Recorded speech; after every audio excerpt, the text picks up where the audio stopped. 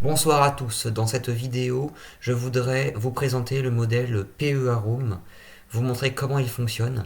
Alors c'est un modèle qui au premier abord peut sembler un peu compliqué à comprendre, mais en vrai, une fois qu'on a bien compris comment ça fonctionne, c'est un modèle qui est vachement utile parce qu'il permet déjà d'avoir une bonne idée des prévisions à un endroit donné, des prévisions assez précises, mais surtout de voir un petit peu l'incertitude de ces prévisions-là, de voir à quel point on est certain ou non que tel scénario va se produire.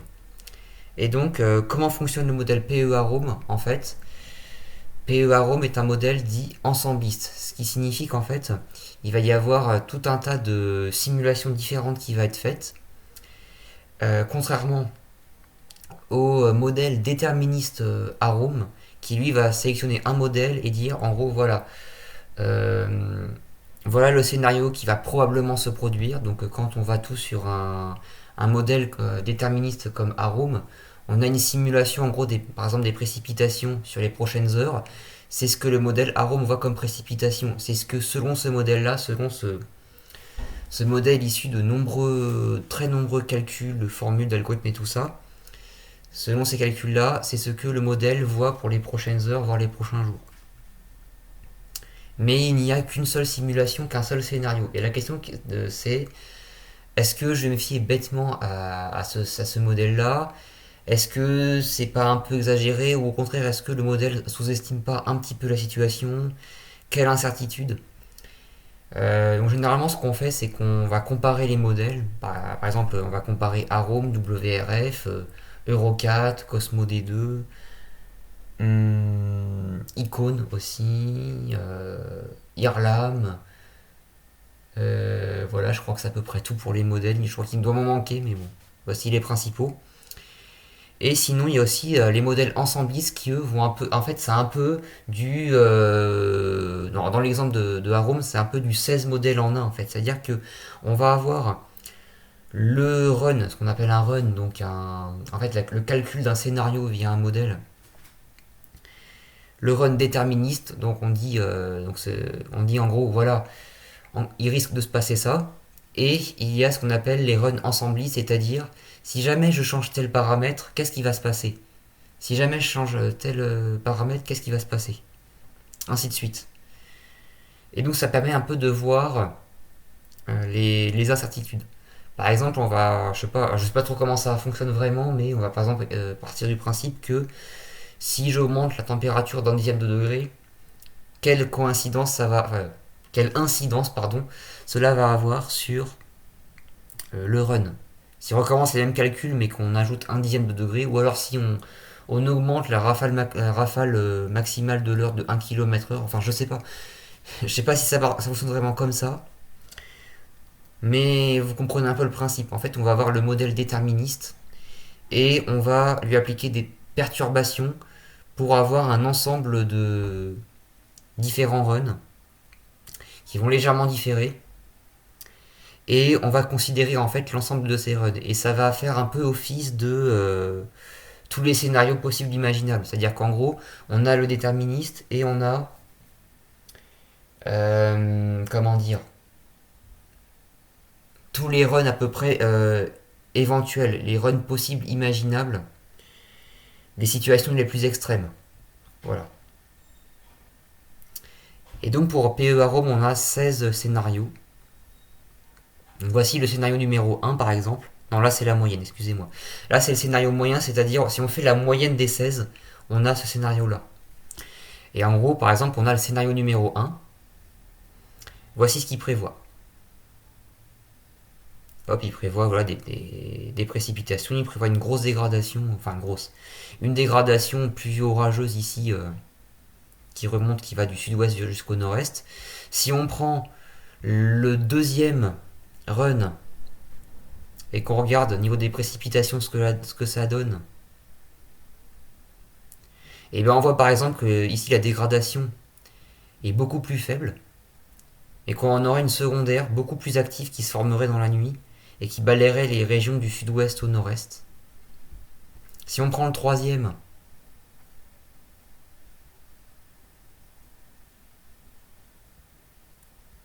Bon, le troisième, il voit carrément rien dans la journée. Il voit également la dégradation orageuse le soir, mais un petit peu moins violente que dans le scénario numéro 2, voilà. Donc il y en a 16 comme ça, en gros. Et ça permet de voir un petit peu l'éventail des possibilités et surtout l'incertitude qu'il y a sur les modèles, sur les runs. Et donc on a la moyenne, donc c'est si à chaque point on fait la moyenne de tous les scénarios, on a le scénario moyen. Que voici. Donc on voit quand même que la moyenne des runs voit effectivement une dégradation orageuse dans la soirée et dans la nuit de vendredi à samedi. Et on a également ça, c'est ce qu'on appelle l'écart type. C'est en gros l'écart, c'est en gros l'incertitude. L'écart type, pour faire très simple, ça quantifie l'incertitude. Plus l'écart type est élevé, plus l'incertitude est grande. Vous voyez, c'est un peu comme si vous avez par exemple un relevé de notes et vous avez 10 sur 20 de moyenne. Dans un premier cas, vous avez 11, 12, 13, 12, 11, 10, 9, 8, 11. Bon, vous avez des notes qui sont assez homogènes, donc vous aurez un écart type assez faible. Maintenant, vous prenez les notes suivantes, vous avez 2 sur 20, ensuite 18, 17, 3, 15, 2 sur 20 encore, 13. Enfin, vous voyez qu'il y a de gros écarts. Là, vous aurez un écart type qui sera très grand. Même si la moyenne pourrait également être de 10 sur 20. Voilà, j'espère que vous avez compris le principe. Je ne vais pas trop rentrer dans les détails. Hein, parce qu'il y a quand même des maths derrière tout ça.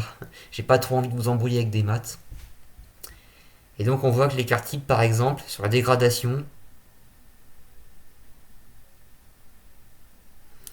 donc là, ça voudrait dire que là, on a un écart type qui serait de à peu près 6 mm. Ça veut dire qu'on a une incertitude d'à peu près de 6 mm. Ça veut dire que par exemple, si le scénario moyen il voit 5 mm en une heure, ça voudrait dire qu'on est à plus ou moins 6 mm. Donc en gros, entre 0 et 11 mm. Grosso modo, c'est ça que ça veut dire. Donc voilà, donc pour tous ces paramètres-là, on peut avoir du coup le modèle PE Arome. On a également, donc on a différents onglets ici que je vais présenter de manière assez brève. Probabilité, donc là c'est très simple, c'est la probabilité que tel événement se produise. Si je prends par exemple les précipitations, le cumul des précipitations supérieures à 10 mm sur l'ensemble des journées de vendredi et samedi, enfin, je vais jusqu'au max, et ben on voit que ici dans le Cantal et dans le Lot, on a une probabilité de environ 60-65% d'avoir plus de 10 mm de cumul. Une probabilité qui diminue quand on s'éloigne de la dégradation, et puis au bout d'un moment, on a une probabilité qui devient nulle. Donc, pour plein de phénomènes différents, vous avez ça. Ensuite, vous avez les quantiles. Alors les quantiles, ça permet de voir un peu les extrêmes. Par exemple, je peux prendre le scénario minimum pour les rafales maximales, par exemple.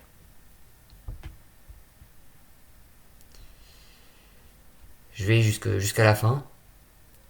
Et on voit que, en gros, dans le meilleur des cas, enfin, dans le moins grave des cas, on voit que on aura au minimum des rafales à 50, 60, voire 70.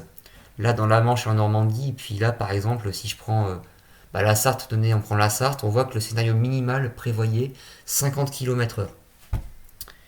Et si on prend le scénario maximal, c'est-à-dire vraiment l'extrême, le pire qu'on attend en fait. Voilà, je mets à la fin. On voit que par exemple dans la Sarthe, on attendait dans le scénario maximal des rafales de 60-65 km/h. Alors je vais vous le dire, la station du Mans a relevé 53 km/h.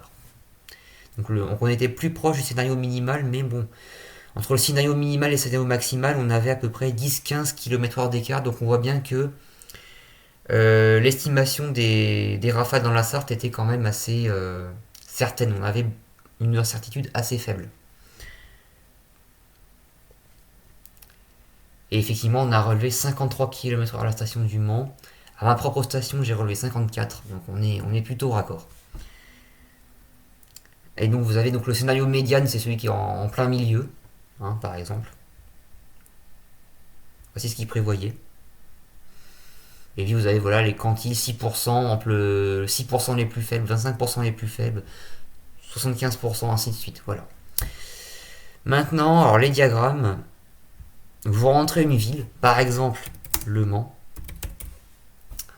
Comme ça, simple hasard, hein. Hop.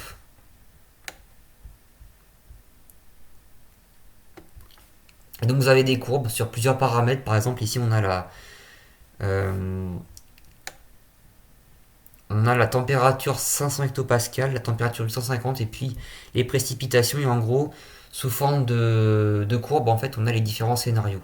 Ça permet d'avoir une vue assez directe des différents scénarios, scénarios moyens et des extrêmes. Donc là, si on prend les précipitations au Mans, on voit que globalement, on n'attend pas de pluie. Il y a certains modèles qui en prévoient un petit peu, 1 ou 2 millimètres, mais on voit que globalement, on ne devrait pas avoir de précipitations, ou alors si on en a, ce sera très faible.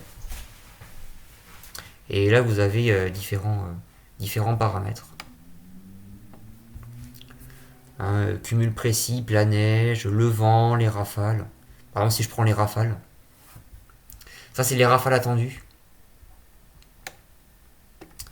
Et donc on voit que bah, globalement, effectivement, aujourd'hui, il était attendu des rafales entre 50 et 60. Ça c'est l'intervalle qui est attendu pour aujourd'hui au plus fort. On voit que ça s'affaiblit pour être dans les 20-30 à peu près.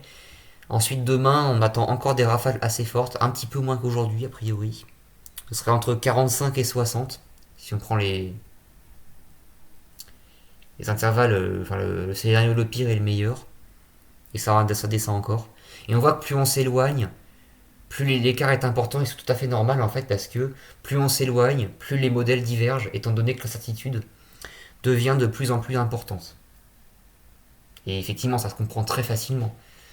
Plus on avance dans le temps et moins les modèles sont fiables. Ça, je pense que vous le savez tous. Ensuite, la même chose mais sous forme de tableau si on veut voir les valeurs en brut. Moi, personnellement, c'est ce que je préfère des deux. Les diagrammes ont l'avantage d'être assez directs. On voit directement les incertitudes et puis le scénario moyen. Contrairement au tableau, par contre, les tableaux, on voit toutes les valeurs. Et moi j'aime bien personnellement.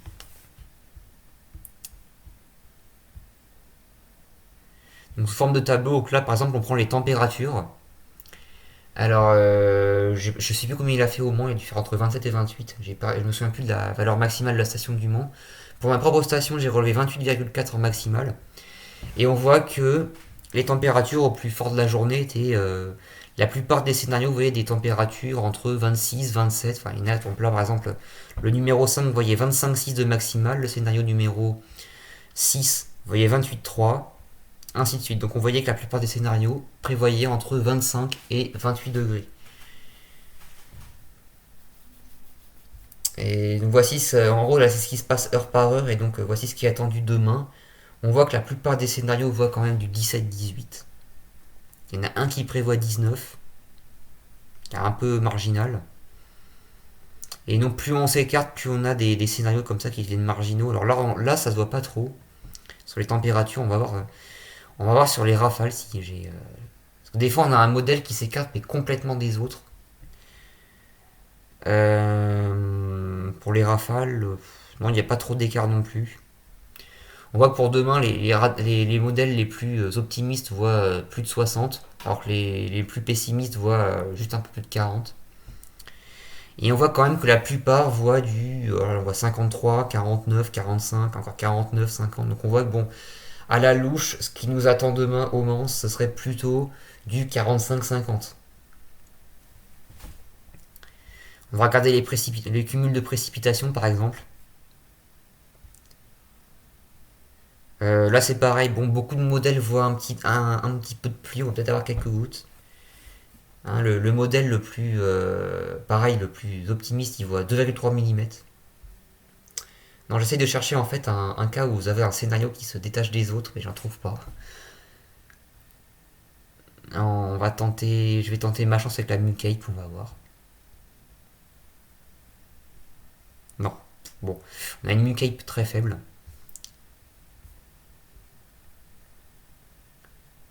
Je sais pas, on va remettre les températures 2 mètres.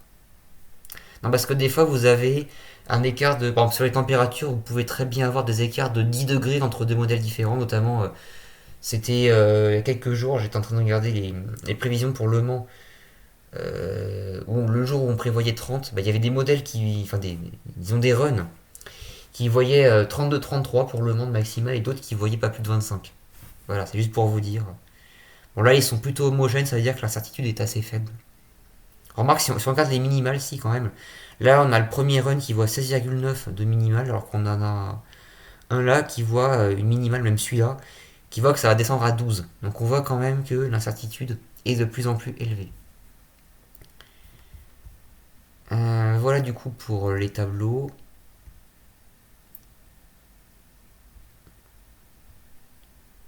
Vous pouvez rentrer une ville et vous pouvez rentrer également les coordonnées, latitude, longitude, si vous voulez vraiment un point précis. Par exemple, les coordonnées d'une station météo, pourquoi pas. Et je crois que j'ai fait le tour. Bah, déterministe, si je clique sur déterministe, où est-ce que j'atterris? Bah, j'atterris. Ah non, je crois que j'atterrissais. Attendez, je reclique. Voilà. J'atterris sur le modèle Arome 2,5 km qu'on connaît tous. Donc ça, c'est le modèle déterministe, qui détermine un scénario, le scénario qui semble le plus probable, mais PE Arome permet de voir l'incertitude et la pertinence de ce run. Alors il y a la même chose pour Arpège aussi, il y a PARP, et il me semble qu'il y a la même chose aussi pour GFS. Oui, c'est GEFS, donc ensembliste de GFS. Donc c'est le même principe en fait. Et en gros, voilà, pour faire court, pour résumer, ça permet de faire un peu la même chose que quand on regarde plusieurs modèles différents. Ça fait la même chose, en fait. Mais bon, ceci dit, moi je pense que ça peut être une bonne chose de à la fois garder PE Arome et différents modèles, parce que les différents modèles, eux, ils ont différents algorithmes, donc différentes interprétations. Donc les deux sont intéressants pour moi. Surtout quand on veut faire vraiment des prévisions précises.